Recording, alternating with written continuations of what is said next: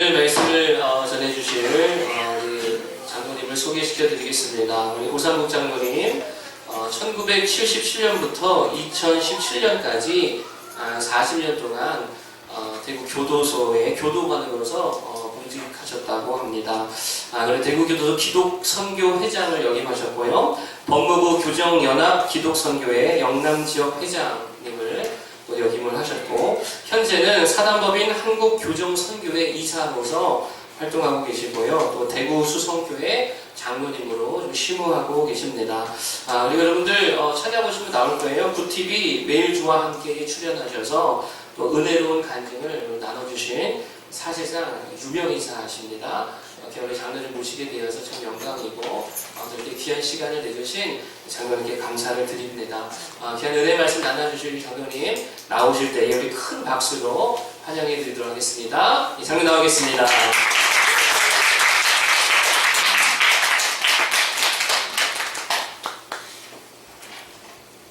기도드리겠습니다. 참 좋으신 아버지 하나님, 아버지 하나님의 그 놀라우신 은혜를 감사드립니다. 이 시간 이렇게 부족한 종을 주님께서 귀한 재단에 세워주셨습니다.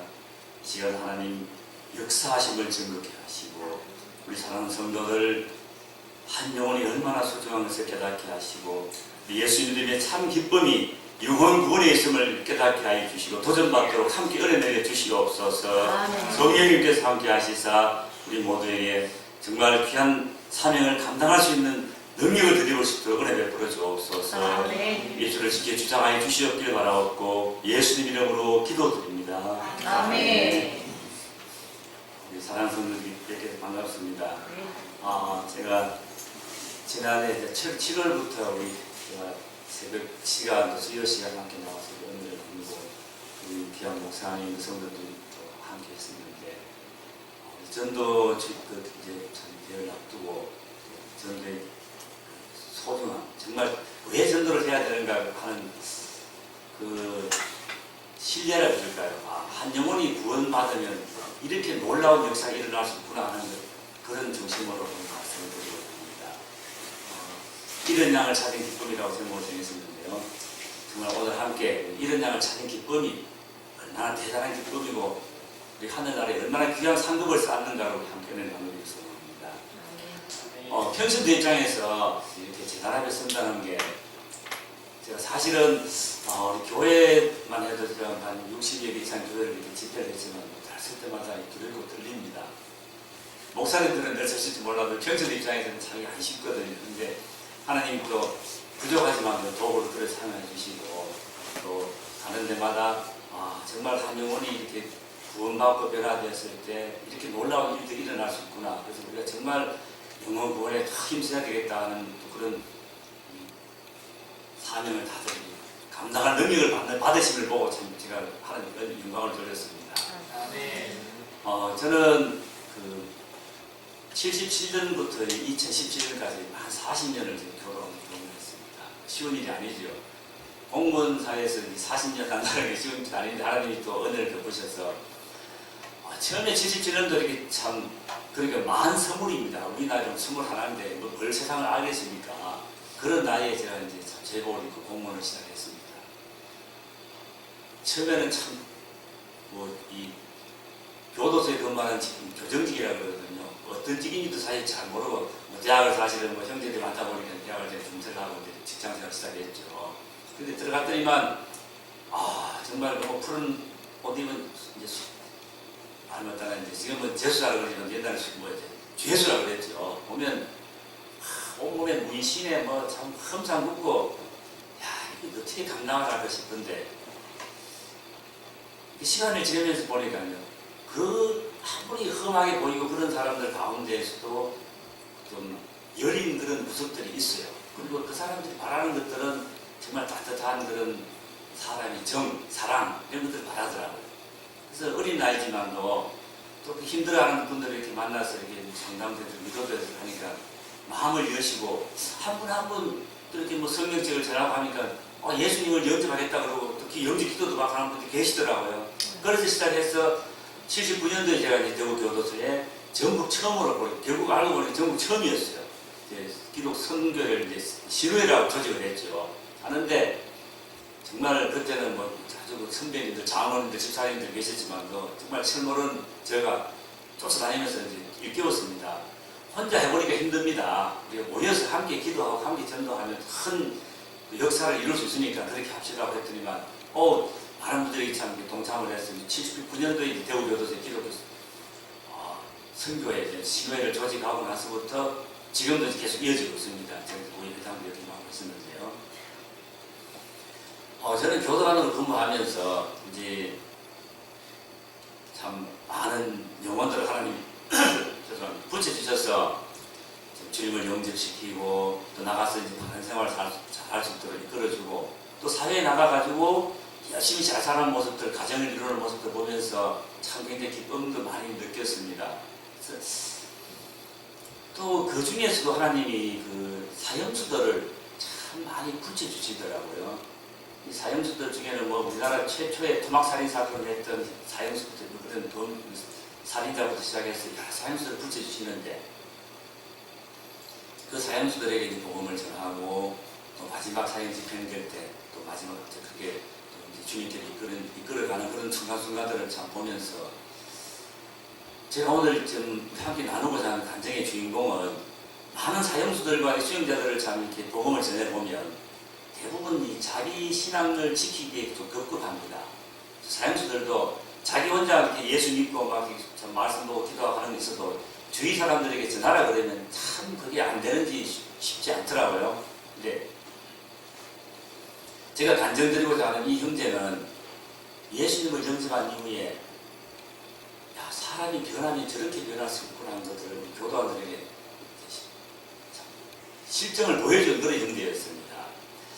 그 형제는 제가 처음 만났던 게 1984년쯤으로 기억되는데 그때는 나이 16, 17 정도 되는 어린 나이에 교도소에 처음 들어왔습니다. 그때 저는 이제 그 청소년들이 당시 대구 교도소라는 곳에 청소년들이 미기를 수용으로 재판받는 청소년들이 얼마나 있었냐면 그때는 만스물이 이하가 청소년이거든요. 한 300명 있었어요. 그 중에 제가 150명을 맡아서 생활 지도를 한 4년 정도 했었는데 애들이 들어옵니다. 들어오는데 이제 150명의 아이들이 이제 12방으로 나눠가지고 이제 관리를 하는데 그냥 애들이 뭐 재판받는 과정이니까 무료하지 않습니까? 그냥 아무것도 안 하고 있는 그런 답답해서 제가 이제 시작했던 게 처음에는 신앙교육은 사실 이제 뭐 공식적으로 하기 어려우니까 이 명심보감에 보면 효행편이 있습니다. 부모님한테 효도하는 그런 부분을 뭐 사활 뭐 하면서 이렇게 뭐 부모님 은혜에 대해서 하는 부분들이 참 많거든요. 그런데 그런 것들을 가르쳐 보니까 애들이 잘 배워요. 그리고 부모님에 대해서 이렇게 효행편을 이렇게 하면 할수록 부모님에 대한 생각들을 애들이 많이 변하더라고요. 그래서 또 이제 법무부에서 지침이 오기를 또 정신교육을 시키라고 그러더라고요. 정신교육을 시키라고 그러는데 뭐 강당에 모아놓고 하려고 그러니까 당찮아요. 그래서 제가 이제 그때 하나님 지혜를 주시더라고요. 그 어렵게 생각할 거 없다. 애들 모아놓고 목사님 모셔서 예배 드리는데 정신교육이 그거보다 더 이상 가는 게 어딨냐 싶더라고요. 그래서 제가 이사님 건의를 해가지고 정신교육 제가 담당을 해서 책임지고 300명 아이들 시키겠습니다. 그러면 해보라고 그래요. 그래서 목사님을 교도 선교 오신 목사님을 모셨죠. 그래서 한 300명 아이들을 강당에 모아놓고 매주 월요일마다 오후에 예배를 드리는 겁니다. 근데 목사님하고 여러 가지 프로그램을 짜는 중에 제일 좋은 게 성경 암송하고 복음성가 부르기 이렇게 찬양 경연대를 시키는 게 제일 좋더라고요. 근데 이 사형수, 제가 간증하는 이 사형수 이름은 태규식이라는 형제입니다. 어린 나이에 들어왔는데, 성경 암송 시키니까 곧잘해요. 그리고 찬양도 잘 부르고, 그래서 그 당시에는 이 수용자들이 생활 필수품이 굉장히 모자랐어요. 비누라든가, 뭐 수건이라든가 이런 것들이 뭐 러닝샷이 모자랐는데, 그 광고품 나오는 거 제가 여기 있는 걸 받아와가지고 애들 상품을 주는 겁니다. 또 나중에는 집사람한테 혼도 많이 났지만 조금씩 샀죠. 사가지고 해서 나눠주는데 그거 하나 받으려고 비누 하나 받으려고 엄청 열심히 하는 거예요. 심지어 요한복음을 통째로 외우는 애들 봤어요. 특히 제가 요한복음을 많이 외우라 시켰거든요. 요한복음이 함성이 참 쉽고 또 요한복음이 복음으로서 이렇게 접해지는 느낌이 다른가 봐요. 제가 복음서를 보다가 그래서 요한복음을 시켜봤더니만 요한복음을 처음부터 끝까지 다 읽어내야 됐습니다. 그래서 제가 큰 상을 하나 줬었죠. 자, 이 형제도 이제 처음에 교도소 이제 들락거리면서 교도소 올 때마다 이용 자식 또 왔어 그러면 죄송합니다 하고 인사를 하죠. 그러고 또 이제 나가고 들락거리는데 원래는 그 대구 시내 어디 좀 그 동네 살았던 동네는 대구시 좀 달동네 같은 동네입니다. 부모님이 장애인이고 집안이 아주 어려운 가정이었는데 공을 잘 쳤어요. 그래서 중학교, 고등학교를 그 이제 자기 집 가까이 있는 학교에 축구 선수로 이제 뭐 이렇게 좀 이렇게 뭐라 그래요? 그런 걸 그 뭐라 그러지? 갑자기 생각이 안 난다. 그렇게 학교에서 이제 그렇게 관리를 해주고 학교도 면제 받고 해가지고 뭐 열심히 축구 선수 하는데 지금도 물론 뭐 운동부들이 규율이 강하지만 다 강하겠지만도 그때는 뭐 엄청 그런 게 강했던가 봐요. 그래서 이제 사람이 그렇잖아요. 내가 무슨 잘못을 해가지고 벌을 받으면 용납하지만도 나는 잘못한 게 없는데 선배들이 막 빠따를 치고 하면 처음에는 한줄 맞다가 나중에 이제 반발이 일어나는 겁니다. 그래서 결국에는 이제 선배하고 2학년 때 3학년 선배하고 이제 날 맞다가 맞짱을 든 겁니다. 그래서 3학년 선배들 완전히 막 박살을 내버리고 학교를 뛰쳐나왔어요. 그리고 이제 번지기를 들어가지고 제일 처음에 교도소 올 때는 폭행죄도 들어왔는데 6번을 들락거렸어요. 그 다음부터 들락하면서 뭐 절도로 들어오고 뭐 무슨 들어가는데 오래 지내지 않고 계속 들락날락 할 때마다 이제 청소년이니까요. 이제 들어와서 이제 예배도 같이 함께 드리고 자, 그런 세월을 지내다가 이제 92년도에 이제 교도소를 다시 6번째 들어오는데 사람을 둘 죽인 살인자가 돼서 들어옵니다. 제가 굉장히 충격을 받았죠. 뭐 그동안 들락날락 할 때마다 그래도 인사 잘하고 또 집회 모이면 성경 방송 잘하고 찬양 잘하고 일무도 잘생겼어요. 그리고 덩치도 좋고 뭐 그래서 참 이뻐해 줬는데 6번째 들어온 사람을 둘 중에 살인자가 되서 들어오는데 그것도 아주 끔찍한 강도살인을 저지르고 들어왔던 겁니다. 그 당시 대구 교도소에 수용자가 굉장히 많았어요. 한 4천 명 가까이 되거든요. 굉장히 그 좁은 공간, 이만큼인데 좁은 공간 한 4,000명이 생활하면 얼마나 대단합니까? 그런데 무기 수용자가 제 기억으로 한 300명 이상이 있었습니다. 무기라 그러면 무기징역을 받으려고 하면 사람을 살인하지 않고는 무기가 거의 없습니다. 뭐 무기 잘 주지도 않은 분들은 무기징역을 사람 안 죽이면 무기 안 하거든요. 그런 살인자들이 한 300명 정도가 교도소에 살았는데 전혀 느끼지 못했던 그런 느낌을 그 규식이 안에서 지금 처음 들어 사람 죽이고 들어온 규식이 안에서 느꼈던 겁니다. 소위 말하는 살기라고 합니다. 밤중에 답답한 밤에 이 고양이하고 맞닥뜨리면 고양이 눈에 시퍼런 불 나오는 거 보신 적 있죠? 진짜 좀 섭진합니다. 규식이 눈에서 그런 이상한 그런 참 괴기스러운 그런 빛이 나는데 저도 얘가 살인자가 이제 들어왔다는 소식을 듣고 만나러 갔더니 말이에요. 같이 마주보기가 싫을 정도로 섭진하더라고요. 그리고 또 교도소 들어와가지고 생활을 이렇게 잘하면 되는데 그때는 교도소 수용 생활이 굉장히 지금 환경이 안 좋았거든요. 방이 평균 이제 보통 방이 한 5편 정도 되는 방에 사람이 20명에서 25명까지 생활했습니다. 상상해 보세요. 그 좁은 공간에 이런 공간에 사람이 20몇 명씩 생활한다 그러면 이건 상상을 초월하는 거 아닙니까? 그래서 교도소에 그 당시 말 나오는 칼장이라는 말이 거기서 나왔던 겁니다. 바로 눕지를 못하니까 좀 이렇게 몰아두고 자는 거예요. 딱딱 붙어가서 칼처럼 칼을 우리 칼꽂이 여러 개 세우잖아요. 그래서 칼장이라고 그러는데 사람이 생리장애에 자다가 화장실도 가잖아요. 자다가 화장실 가다가 일어나가지고 나가버리면 요 자리에 딱 붙어버리는 거예요. 자리가 없어요. 어떡합니까? 저 화장실 앞에 저기 앉아가지고 밤을 지새야 되는 겁니다. 그런 환경에서 생활하는데 규식이라는 친구는 방에 큰 담요를 한 장을 펴고 접근 불가 그 자리에 자기 자리인 거예요. 묘하게 청소합니다. 그러면 다른 사람은 어떻게 생활하겠어요? 눕지도 못합니다. 그러면서도 방 사람들이 혹시나 자기한테 조금만 부딪히고 하면 뭐 입에도 못하고 욕을 하면서 주먹이 날아가는데 한 키가 한 1m 78인가 정도 됐고 몸무게가 한 90kg 정도 나왔어요. 대단한 뜻이. 그리고 운동을 하는 게 얼마나 힘이 좋아요. 주먹만 맞으면 그냥 뭐 눈탱이에 방탱이 되는 거죠. 자, 그럼 이 교도관들 매일 아침 저녁 이렇게 있는 점검을 할 때마다 이렇게 사람 살피는데 눈이 시퍼렇게 되어 있는 친구 있으면 불러냅니다.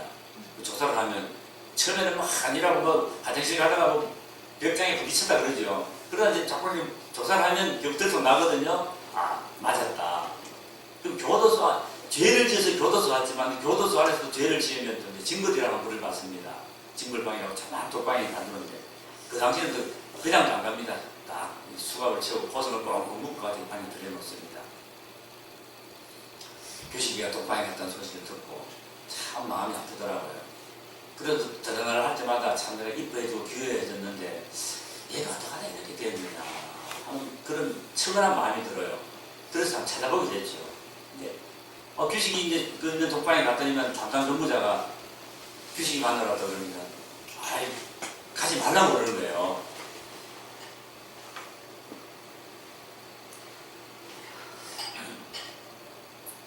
제가 아니 왜 가지 말라고 그러니까 걔가 사람만 보면 침을 들고 욕을 하고 이래도 못함을 막 그런 악담을 하기 때문에 어느 누구도 막 그 욕 듣기 싫어가지고 안 간다 그러는 거예요. 가지 말라 그러는 거예요. 그런가 싶어서 저는 그래도 이제 왔는데 가봐야 되겠다 싶어서 갔죠. 그래서 규식 방에 갔더니만 이렇게 묶여가지고 누워있더라고요. 한참 이제 내려다봤습니다. 교도소 이렇게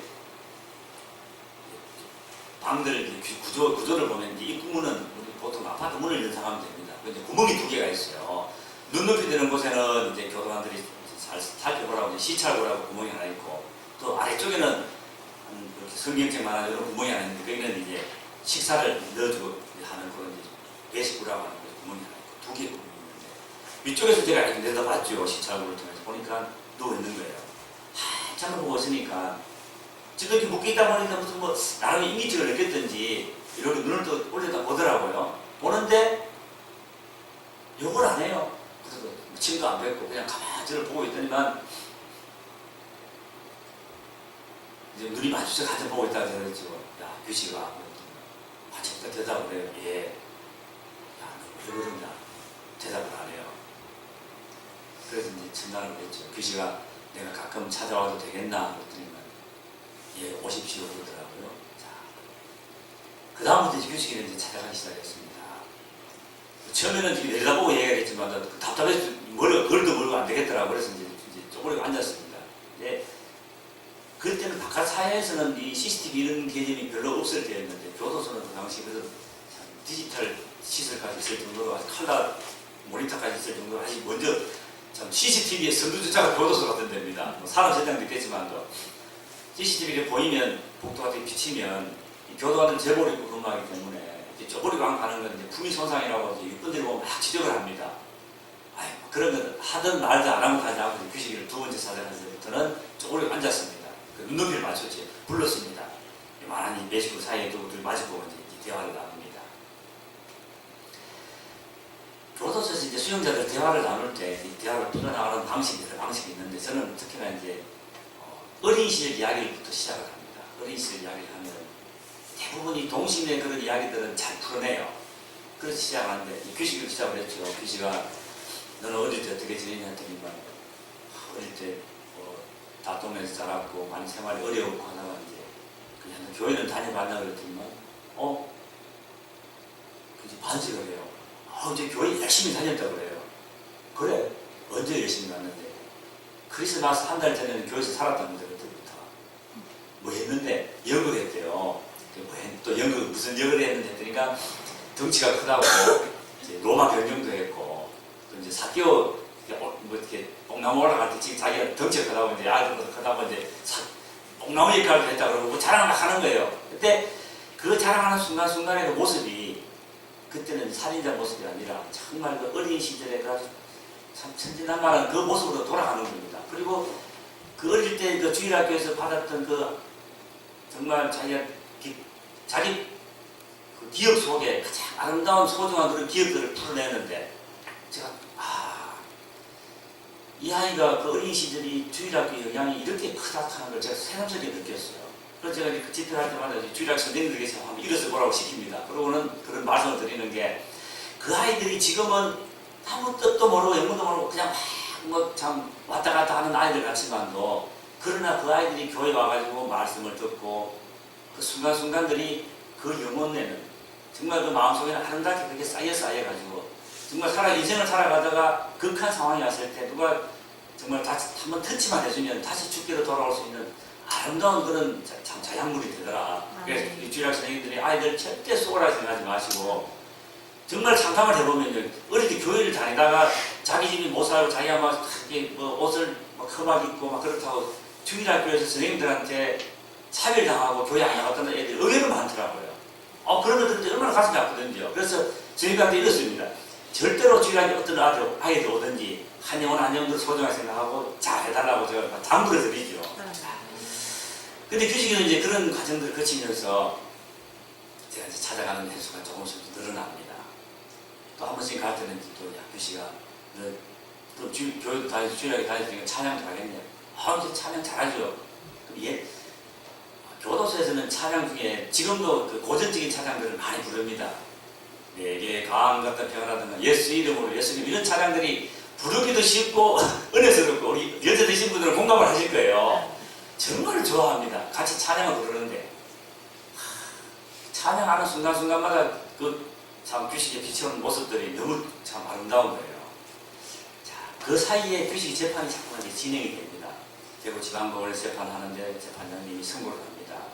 피고인은 도저히 용서받을 수 없는 죄를 저질러서 이 사회를 보호하기 위해서 이 사회로부터 영원히 겸비하는 사형을 선고한다. 사형 선고를 받았습니다.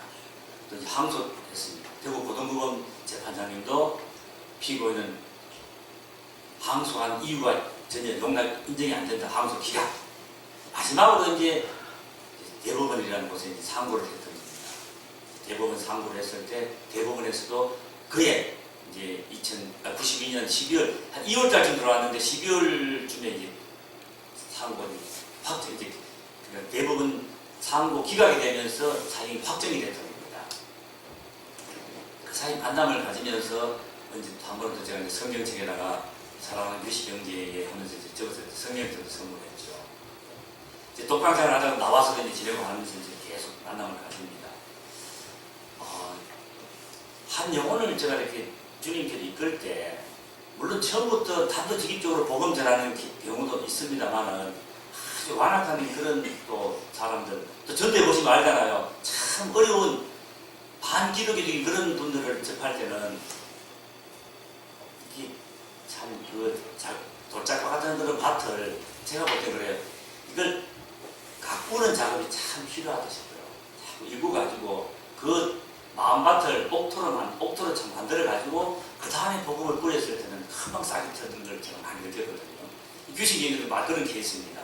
그러다가 이제 사형이 확정된 다음에 갔더니만 굉장히 그 낙심해 있더라고요. 그래서 상담실을 불렀습니다.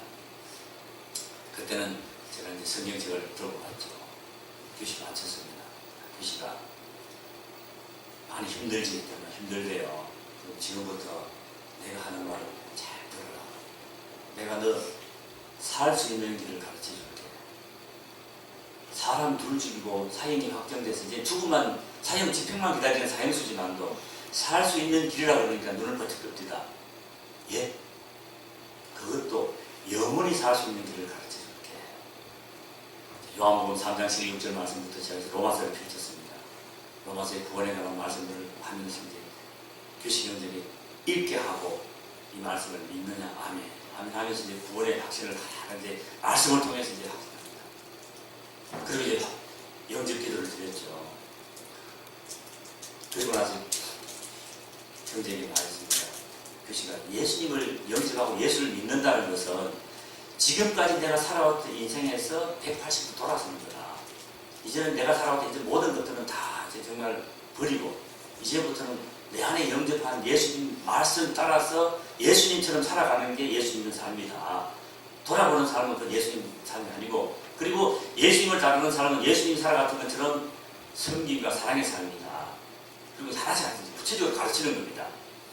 방에서 사람들이 한 수명 생활하는데 사형수라 그러는 방 사람들한테 굉장히 성가신 존재입니다. 왜? 오늘 죽을지 내일 죽을지 모르니까 그 불안한 마음에 방 사람들을 자꾸 괴롭히는 게 많거든요. 지금부터 너는 방에서 제일 낮은 자리에서 그분들을 섬겨야 된다. 섬기는 방식은 첫째, 남들 다 싫어하는 화장실 청소 먼저 해라. 그리고 방에 수도 시설이 없을 때입니다. 물 들어갈 때 물통 들고 제일 먼저 뛰어나가고 또 배식할 때 남들 싫어하는 거, 뭐 시키다고 하는 거 모든 건 내가 먼저 우선해서 행해야 된다. 그게 예수님을 영접한 사람의 생활의 첫 번째 가장 철칙이라 지켜라 했으면 할 수 있겠냐? 한대요. 그다음부터 그날 다음 날부터 정말 이제 그걸 실천을 하는 겁니다. 방 사람들이 적응이 안 되는 거예요. 지금까지는 그 사형수라고 막 방에서 이렇게 분리막 하는 친구가 갑자기 사람이 변해가지고 화장실 청소 자기가 한다 그러죠. 물 들어간다 그러죠. 뭐 한다 그러지 하니까 야, 죽을 때가 됐는가 보다. 여기 이상하다고 적응을 잘 못하는 거예요. 이제 사형수가 되고 나면, 확정이 되고 나면 이제 목사님 한 분이 신앙 지도를 한 달에 2차례 오셔서 할 수 있는 기회를 줍니다. 그래서 또 교도소 이렇게 오시는 목사님을 한 분을 모셨습니다. 목사님이 첫날 이제 귀신 형제를 만나서 복음을 가르치는 그런 날입니다. 굉장히 그 추운 겨울이었었는데요. 한 2월달 정도 기억이 되는데, 나중에 알고 보니까 방 사람들이 새벽 한 4시, 그때는 교회 차인별 소리가 날 때니까요. 교회 새벽 기도 소리가, 종소리가 나는데 일어나가지고 그 추운 겨울에 찬물로 목욕을 하더래요. 그리고 사형수들은 방에 옷을 한 벌을 딱 특별한 옷을 비치를 합니다. 한복을 입으시는데요. 위에는 이제 그 하얀색 한복, 밑에는 쑥색 그런 한복인데 새 옷을 한 벌을 딱 이제 신문지로 딱 씌워가지고 걸어둡니다. 그 옷은 사형 집행되는 날 입고 수의 삼으려고 딱 걸어둔 옷이 있는데 새벽에 목욕을 하나 놔드리면 그 옷을 입더랍니다. 딱 입고 앉아가지고 방에 분들한테 오늘 제가 목사님을 처음 만나러 가는 날인데 제가 이랬거든요. 기도하고 준비하고 하라고 그랬거든요. 제가 기도하고 가기 위해서 하니까 방에서 떠들지 말고 조용히 해달라고 딱 이러더랍니다. 규식이 이제 처음에 이제 아까 제가 생활에 관한 것도 했지만 그 과정에 제가 했던 게 하나가 회개의 기도를 가르쳤어요. 정말 하나님께 철저히 회개가 필요하다. 지금 기도문을 써가지고 줬죠. 기도를 잘 할지 모르니까 그 기도하면서 그 중간중간에 이제 스스로가 또 차라리 고백하는 시간들을 주고 있거든요. 약간 근무하는 동료가 제한테 와서 그래요. 원영, 제 규식이 제가 요즘 이상하다 그래요. 예수 영접하고 얼마 지나지 않았습니다. 왜 그러냐 했더니만 밤에 잠을 잘 안 잔대요. 왜 잠을 안 잔다는데 뭐라고 하냐 조글조글 하더니만 혼자 물더래요. 할렐루야. 그 정말 회개의 기도문을 읽으면서 그 기도를 통해서 정말 그 회개 터져 나오는 거죠. 하나님 터져 나오면서 정말 자기 잘못에 고백을 하면서 하나님께 죄 용서가 받는 그런 회개의 과정들이 참 소중하더라고요. 그 과정들을 거치면서 목사님 만나는 겁니다. 목사님 만나러 가는데 제가 임대를 같이 가는데 제가 선물한 성경책을 안고 들고 가면서 얼마나 좋아하면서 가는지요. 목사님을 처음 만납니다. 목사님이 이제 웃으시면 이제 환한 미소를 띄면서 이제 맞이하시면서 그걸 딱 포옹을 해주시더라고요. 딱 이제 이렇게 흑을 해주시니까 규식이가 나중에 그래요.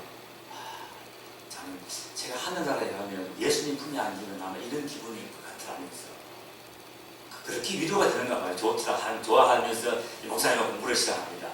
목사님은 이제 선양의 아주 기초적인 그 구원에 관한 말씀부터 해가지고 하나하나 진행을 하는데 규식이가 노트를 가져가서 이제 적는 거예요. 저도 의아해가지고 야 너 뭐 저걸 열심히 정리했더니만 제가 집사님 제가 이거 적어야 방에 가서 다른 분들한테 제가 가르치죠 그래요. 너무 의외인 거예요. 그래? 그럼 열심히 적어라. 목사님 말씀을 하시다가 조금 말씀 말하면 목사님 잠깐만요 그러고선 다시 한번 말씀해달라고 적고 열심히 적는 거예요. 또 책단하다 싶었어요. 근데 한 달에 목사님 2번 오시고 저도 또 근무 때문에 자주 못 가고 신앙지도 하는데 너무 아쉬움이 큰 거예요. 하나님이 또 이렇게 길을 열어주시는데요.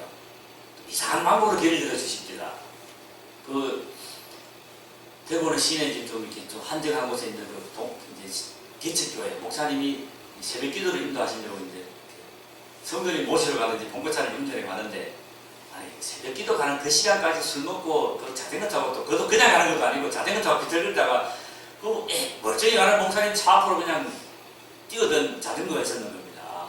그 목사님 그것도 비가 오는 날 가다가 갑자기 뛰어들고 어떡합니까? 뭐 걱정을 했지만 부딪히면 모르면 그냥 날아가셔가지고 바로 그 다리에 적살하셨던 겁니다. 80년대 그제는 또 지금처럼 이 보험제도가 잘 안 돼 있으니까 사람 살인의 보험하는 경우도 사람이 그 사망을 했으니까 사망 사건이니까 구속이 됐던 겁니다.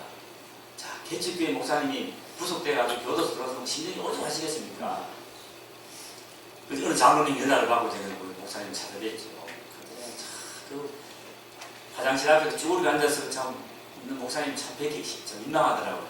그 목사님 모셔가지고 오늘 제가 하지만 목사님 기도하겠습니다. 우리 손잡고 기도를 해드렸죠. 목사님 이제 위에서도 기도 두 번 교회를 위해서 하게 되면 목사님 대련 통곡을 하시더라고요. 그때 같이 이제 기도를 하고 그 목사님께 말씀드렸어요. 목사님 아마 하나님이 목사님 이곳에 보내는 또 다른 뜻이 계신 것 같습니다. 목사님 제가 이런 사형수를 복음을 전하고 전도를 했는데 지금 신앙적으로 참 열심히 뭘 하려고 하는데 부족함이 많습니다. 목사님이 계시는 동안에 이 사형수를 좀 집중적으로 좀 신앙 지도를 해달라고 부탁을 드리고 목사님을 규식 있는 방으로 모셨습니다.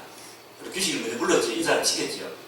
규식아 목사님이신데 방에서 정말 불편함 없던 네가 책임지고 목사님을 잘 모셔라. 그리고 목사님을 귀찮을 정도로 열심히 목사님한테 말씀 배우라. 알겠습니다. 목사님 들어가셨습니다. 목사님도 제일 좋은 자리를 드리고 방에 분들한테 그랬죠. 목사님 오셨는데 다르게 몰라도 이분은 만큼은 제가 잘 모셔야 됩니다. 잘 좀 해주세요. 그런 목사님 이제 편하게 모셨습니다.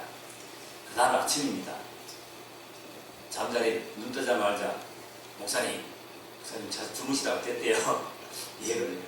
목사님 밖에서는 새벽기도 한다고 그러시는데 새벽기도 하시면 안 됩니까? 그래. 그리고 둘이 한쪽에서 둘이서 손잡고 기도를 했답니다. 새벽기도를 드렸대요. 자, 아침 이제 식사 마치자마자 목사님 공부하셔야 되죠. 그래. 한 3일을 두 사람이서 공부를 했대. 이제 목사님 성경 말씀 됐죠. 목사님도 뭐 교도소에서 아무것도 할 일 없는데 목사님하고 수제자가 생겨서 얼마나 좋으시겠어요. 보셨답니다.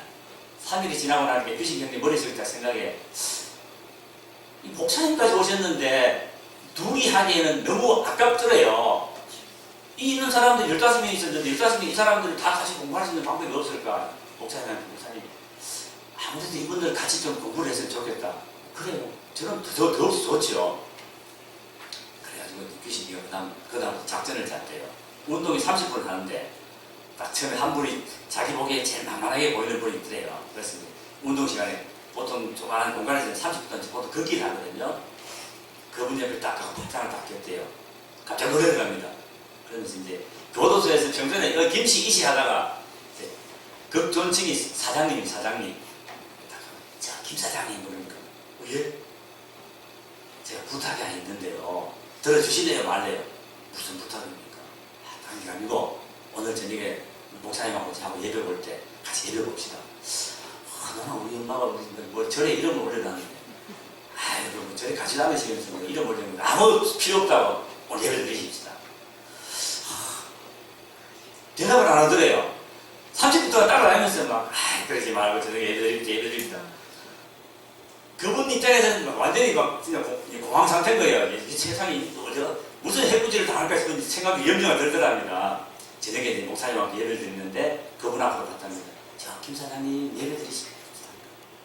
멈칫 하더라고요. 당겼답니다. 오더랍니다. 그래서 세 사람 예배를 드렸대요. 한 사람 전체가 예배 드리는데 이틀 더 안 걸렸대요. 할렐루야. 그래서 15명이 예배를 드리게 됐답니다. 목사님이 이제 귀신 경자하고 이분들을 다 하기 위해서는 작전을 좀 바꿉시다. 하나님 성경 말씀이 이게 이야기처럼 풀어나가면 참 재미있으니까 제가 창세기부터 좀 이야기를 하는 식으로 하겠다. 목사님 좋죠.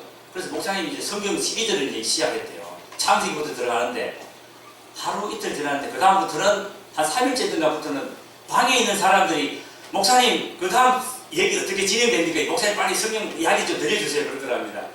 진행됩니다. 출애굽기 좀 가니까 그때부터는 막 와 홍해가 가가지고 목사님도 이게 얼마나 이야기를 성경 말씀으로 이렇게 재밌게 풀어놨었는지 방사능이 목사님 성경 이야기 완전히 빨려드는 겁니다. 그리고 이제 또 저녁에 같이 예배드리고 한 분 한 분들이 이제 지금 영접하고 목사님에게 영접 기도하고 목사님이랑 한 2달 있었는데요. 교식 있는 데가 신앙이 완전히 이제 전도살포 수준으로 올라간 겁니다. 그 다음 목사님 나가신다면 정말 자기가 혼자 성경책 보고 전하고 한 예배를 드리는데 어느 날 한 분이 이제 나중에 제가 전해주는 이야기죠. 그분이 이제 저하고 다른 기회로 만났는데 이분이 신임을 들어갔답니다. 들어갔는데 처음에 갔더니만 사용할 수 있는 방이라고 굉장히 자기는 막 마음에 부담이 컸는데 저녁에 신임 인사하는 시간인데 뭐 이렇게 순서 하고 나서 이제 지금부터 이 사형수를 교도소에서 이제 부르기를 사형이라는 죄가 좀 듣기 어감이 안 좋다고 사형수라고 부릅니다. 죄 중에서는 이게 제일 큰 죄가 사형이니까 이게 고수다. 그래서 이제 최고의 죄니까 최고의 죄를 저지른 수형자 그래서 이제 고수라고 부릅니다. 그래서 거기다가 이제 이래 성을 붙이거든요. 근데 규식이 같은 경우는 태시니까 태고수님 됩니다. 태고수님의 말씀이 계시겠습니다. 그럼 이제 신임을 부르는 거예요. 그래서 이제 그분 한 40대쯤 되시는 분인데도 이제 나이 20몇 대 층 앉힙니다. 고수님께 인사를 드리겠습니다. 교도소에서는 그 정도 큰절입니다. 자, 큰절을 하면서 옥중에 얼마나 노고가 많으십니까? 하고 인사를 드리는 겁니다. 자, 했습니다. 지금부터 고수님의 말씀이 계시겠습니다.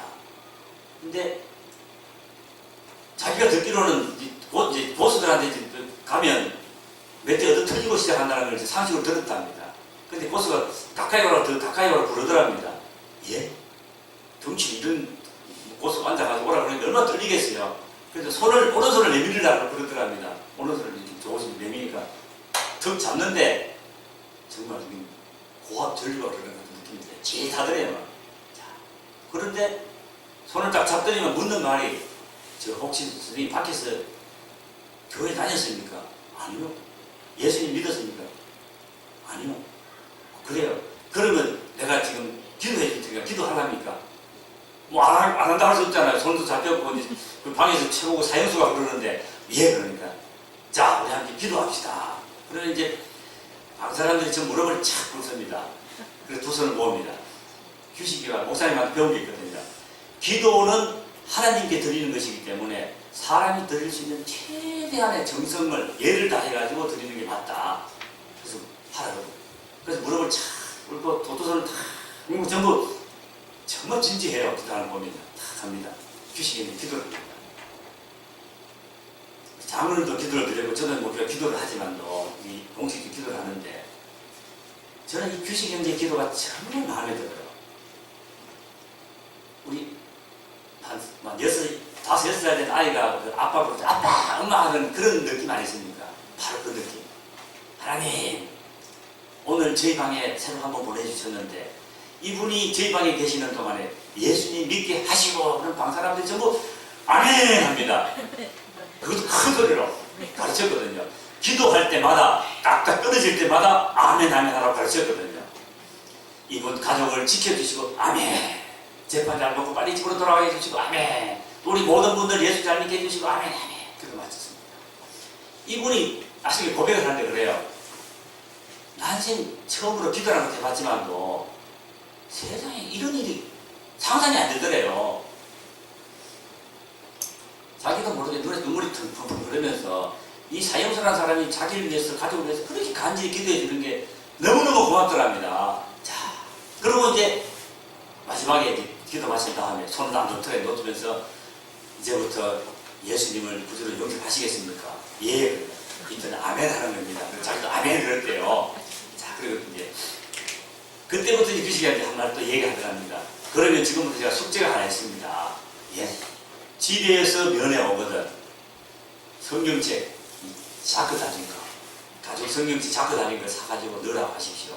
그리고 그 성경책 가지고 평생 하나님 부르시는 그날까지 예수 잘 믿기 바랍니다. 숙제 지키겠습니까?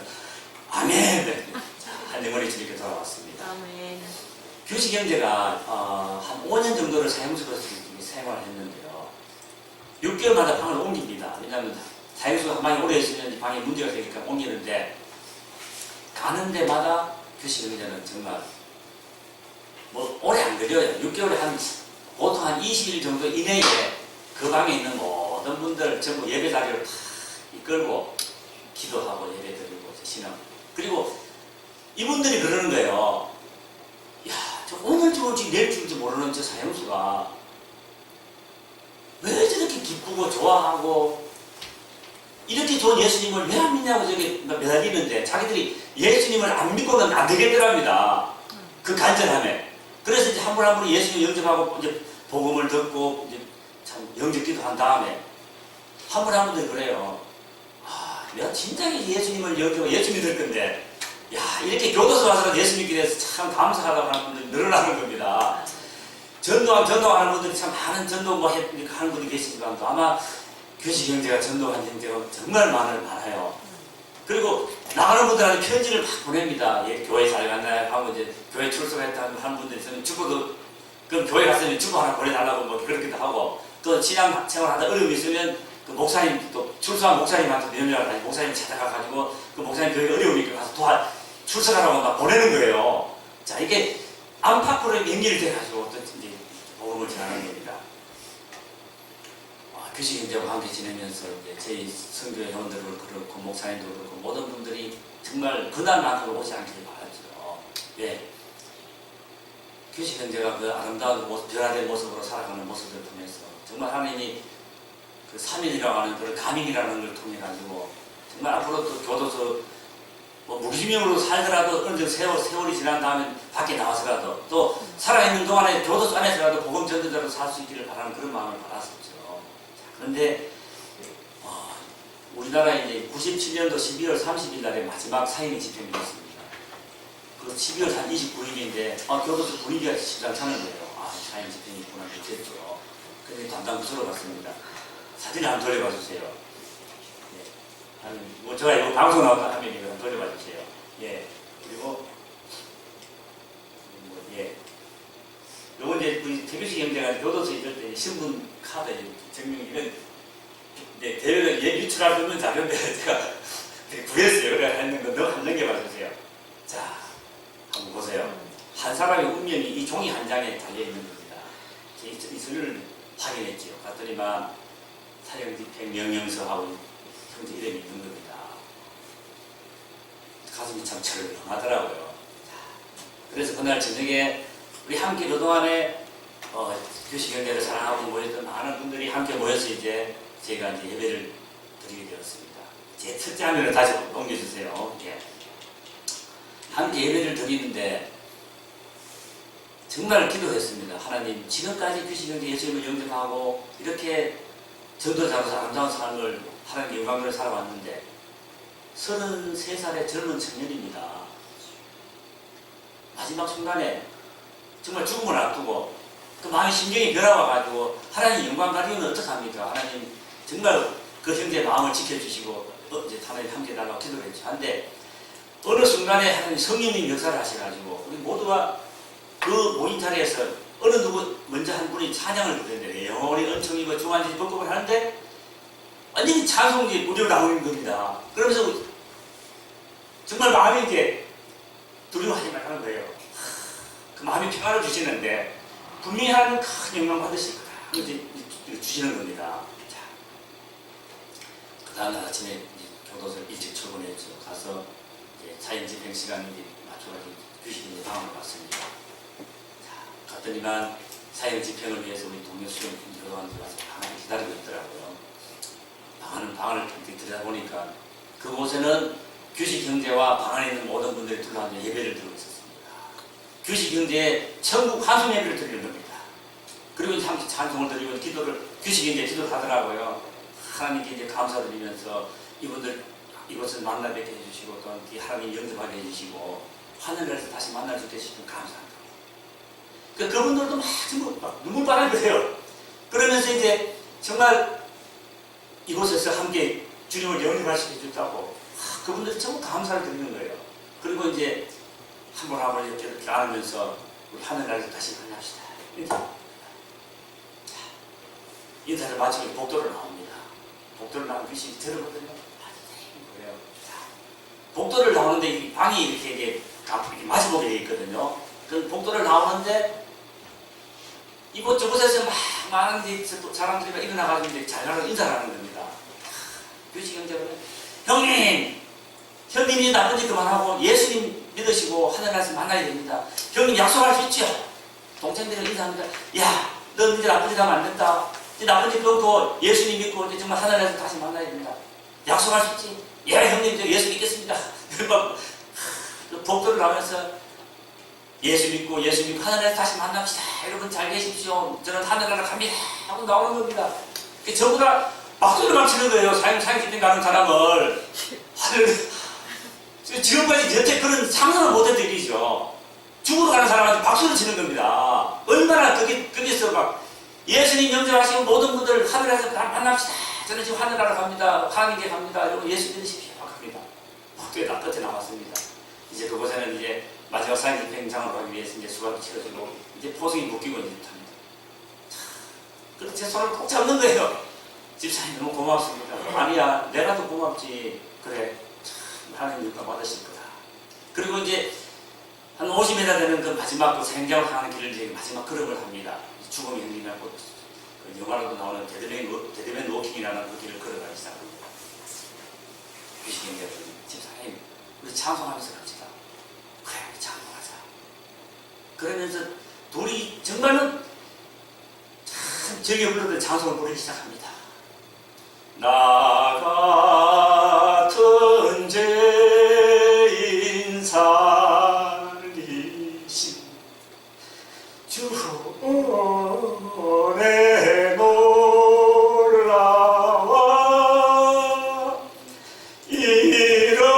잃었던 생명 찾았고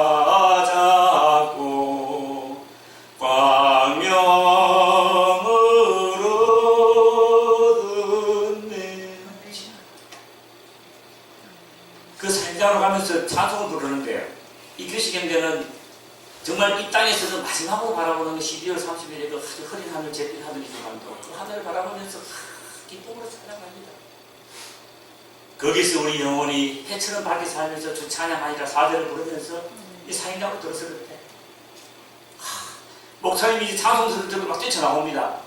교시경제 목사님! 또 반습니다. 교시경제 그래 사랑합니다. 목사님 감사합니다. 인사를 드립니다. 이제 사형장에서 마지막 사형집행 순서 진행됩니다. 먼저 검사님이 피고인은 언제서 일을 저지르고 죄를 하면서 이제 하나 하는데 교시경제가 저 검사님께 공성 인사를 드리면서 검사님 말씀하시는 그 죄를 제가 다 저질렀습니다. 저는 죽어마땅한 죄인입니다. 검사님 그러나 저는 이 교도소에 와서 사형수로 있으면서 주님을 구주로 영접하고 영원한 생명을 허락받았습니다. 저는 하늘나라 갑니다. 검사님도 예수님 영 믿으시고 하늘나라에서 다시 만나기를 간절히 소망합니다 하면서 같이 인사를 드렸어요. 그랬더니만 이 검사님이 여기 물거리를 쳐다보고 있으면 손수건에 눈물을 훔치시면서 예 편히 가십시오 인사를 하시더라고요. 이제 교도소장이 또 이제 소장님 순서를 진행합니다. 또 개인 인적사항을 확인합니다.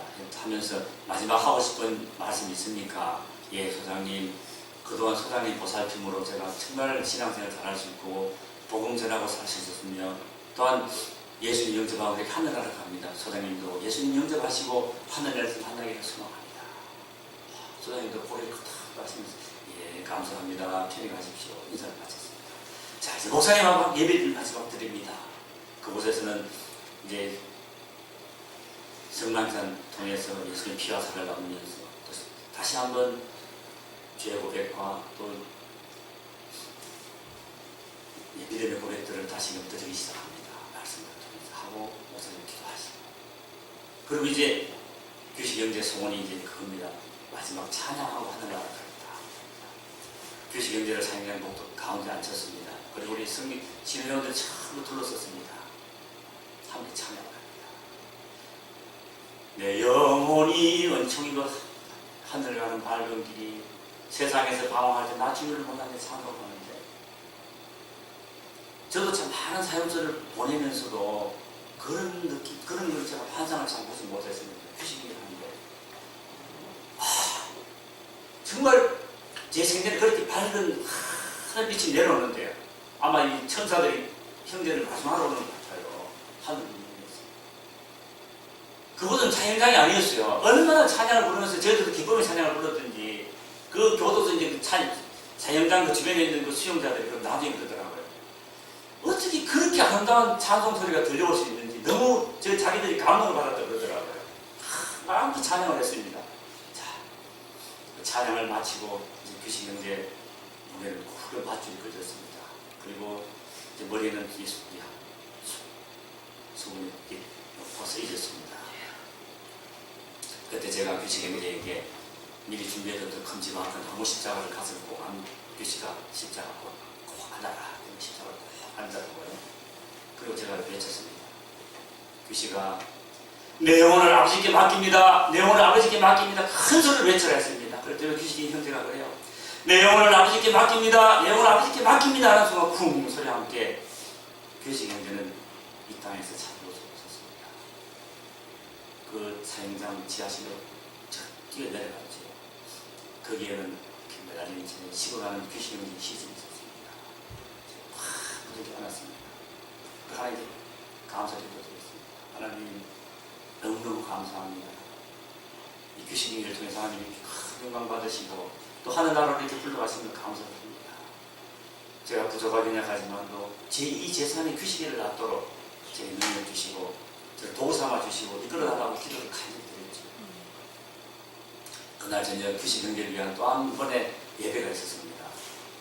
규식 형제는 시신을 기증을 했습니다. 그래서 경북대학병원 해부학교실에서 그 형제를 위한 마지막도 있게 그 예배가 있었습니다. 환송 예배가 있었습니다. 그때 한 의대 학생이 대표가 나와서 헌신을 합니다. 이건 비록 세상에서 흉악한 살인자가 있을지 몰라도 저희에게는 영원한 스승입니다. 제가 신앙생활을 참 모태신앙으로 지금 60수년을 신앙생활을 하면서 제가 지금도 느끼는 겁니다. 예수 믿음의 참 기쁨은 바로 영원 구원입니다. 한 영혼 한 영혼이 돌아올 때마다 하늘나라에 큰 잔치가 베풀어지고 또 우리들에게는 나중에 하늘나라 갔을 때 하나님이 얼마나 큰 상급을 주실까 생각하시면요, 여러분 가슴 안 벅차십니까? 영혼을 정말 주님의 사랑으로 사랑하고 정말 주님께 믿을 때 예수님의 믿음의 참 기쁨이 바로 거기에 있다는 걸 좀 확신합니다. 그리고 제가 어떤 말을 보다 보니까 그 신학적인 용어는 아니지만도 어느 분이 글을 썼는데 자폐증 크리스찬이라는 말을 썼습니다. 자폐증 환자분들 주변에 보신 분들 계시지 않습니까? 전혀 자기 의사를 표현하지 못하고 이상한 행동하고 하는 분들 말이죠. 그분이 하는 말씀이 그겁니다. 교회는 열심히 나옵니다. 말씀을 들을 때마다 아멘 아멘도 합니다. 그리고 교회 생활은 잘합니다. 그러나 입을 열지 못하고 자기가 받은 그 구원의 기쁨을 감격을 전하지 못하는 사람은 그게 바로 자폐증 크리스찬입니다. 내가 믿으면 되지 않은 하나님이 자폐증 가진 부모님들이 얼마나 가슴이 답답하고 얼마나 힘들어 하십니까? 우리 자폐증 크리스찬이 되면 우리 하나님이 얼마나 힘들어 하시고 얼마나 답답해 하시겠습니까? 가슴 아파하시겠어요? 이제는 우리 입술을 열어서 전해야 됩니다. 그리고 입술만 아니라 우리의 삶이 바로 전도의 온전한 무기라고 할까요? 쓰임을 받아야 됩니다. 우리 모습을 통해서 우리 살아가는 삶의 모습이 세상 사람들하고 전혀 다른 바 없이 살아갈 경우에 어느 누가 전도한다고 또 우리 말 그렇게 귀 기울이고 하겠습니까? 늘 기도할 때마다 기도하십시다. 우리의 삶의 현장에서 우리의 삶의 모습에서 그리스도의 향기가 드러나고 우리의 모습을 통해서 예수님의 모습을 발견할 수 있도록 주님께 능력도 하나 하시고 우리가 변화되어야 하겠습니다. 아멘. 정말 사랑하는 예수 믿는 사랑하는 성도님들, 주님께서 사명을 주시고 감당할 수 있는 능력을 분명히 주신다고 말씀하셨기 때문에 전도 대회 앞두고 있으시는데 한 영혼이 주님께 돌아왔을 때 얼마나 큰 역사가 일어납니까? 여러분들이 전도할 그 영혼 한 영혼 한 영혼들을 통해서 얼마나 크고 놀라운 역사가 일어날지를 한번 상상 기대하시면서 우리가 정말 전도를 위해서 예수 믿음의 참 기쁨을 맛볼 수 있기를 간절히 소망합니다. 함께 기도드립시다.